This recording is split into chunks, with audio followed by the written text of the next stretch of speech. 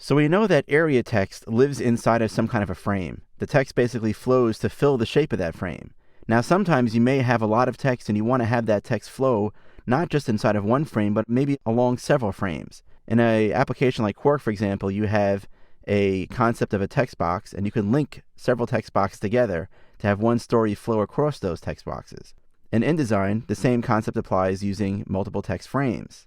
When you have a single story, and you then flow that story across multiple text frames, that is referred to as a thread of text. So let's explore how we create text threads here inside of Illustrator. We're going to start off simply by talking about creating an empty text thread, and then what we'll do is we'll deal with the actual text that we have in this particular document right here. I'm just going to move over here, use the hand grabber tool to just basically move to this side of the screen here. Let's start with just a blank area here. I'm going to take this regular type tool and click and drag to create a text frame like we've done in the past before I get the blinking cursor. That's fine. If I switch to now my regular selection tool, I see that I have the handles on the corners, which is something that I see because I have the bounding box turned on. But I also have a box on the upper left-hand corner here and a box in the lower right-hand corner.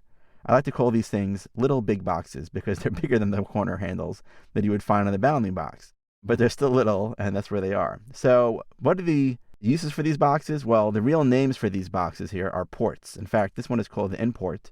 This one is called the outport. Text flows into a frame through its import and then flows out of a frame through its outport. Now, just to show you how you can manage a text thread, I can take my regular selection tool and click on that particular outport that's right here. And you see this loaded gun icon appears. And if I click and drag now to draw a second text frame, my result is a thread of text. So if I now select both of these here, you'll see that I have two frames, and the two frames are connected here. And this is what I call a thread.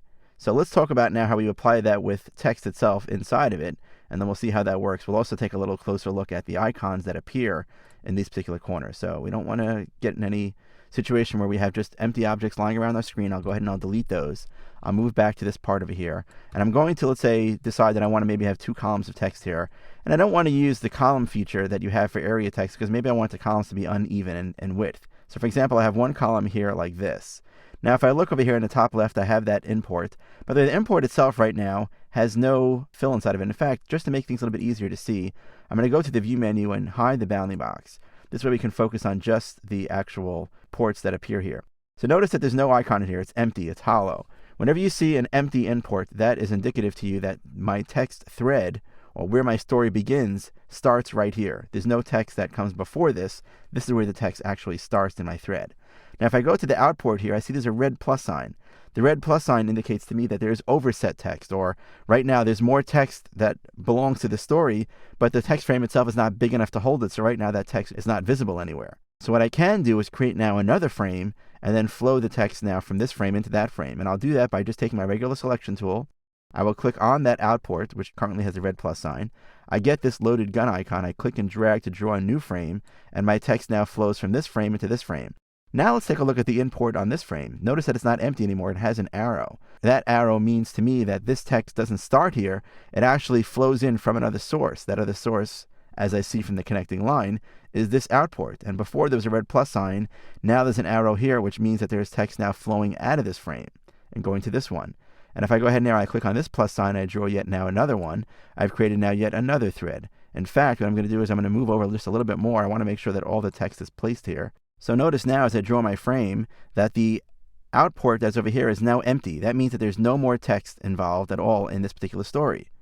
So using the icons here that appear inside of the ports, you can very quickly identify where your particular thread begins, where it ends, and how it moves. What's great about the way that Illustrator works with threads, though, is that I can easily manipulate these threads. If I decide that this frame over here, I want to get rid of it, I can simply select it and hit the delete key on my keyboard, and the text automatically reconnects itself over here. It's as if that never existed. And if I decide that I want to now add a new frame right over here as well, I could click over here on the output. Even though it's currently connected to this frame here, I can click here, get that same loaded gun, click out, and now it gets inserted inside of that text thread as if I just inserted it there. I'm just going to go ahead and delete these particular frames here and move back to what we had over here in this particular document. It's important to realize that I could also go to the first import, or the start of my story, click on that, and then create a frame, and then start my story one frame earlier.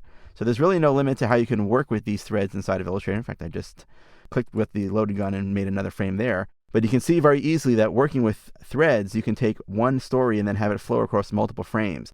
What's great about Illustrator also is that in this particular case, I can also have text that flows between different shapes of frames. So I could have text that goes from a rectangular frame into a circular frame and elsewhere. In fact, I'll show you now that inside of Illustrator, there's really one other type of text object which we haven't discussed yet, and that's the ability to actually put text along a path. So in the next movie, we'll see how that works.